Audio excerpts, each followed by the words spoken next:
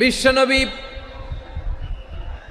বিশাল মরুপথ পাহাড়ি পথ পাড়ি দিয়ে তায়েফের মরুজমিনে গেলেন কোরআনের দাওয়াত নিয়ে, ইমানের দাওয়াত নিয়ে।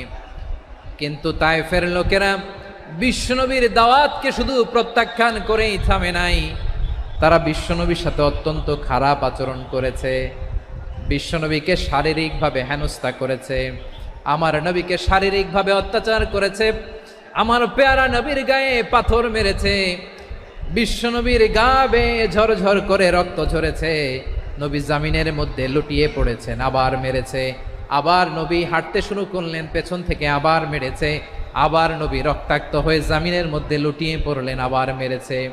বিশ্বনবীর মতো এত সুশ্রী মানব, বিশ্বনবীর মতো এত শুভ্র মানব, বিশ্বনবীর মতো এমন চমৎকার দেহাবয়ব দিয়ে রব্বুল আলামিন কাউকে বানান নাই।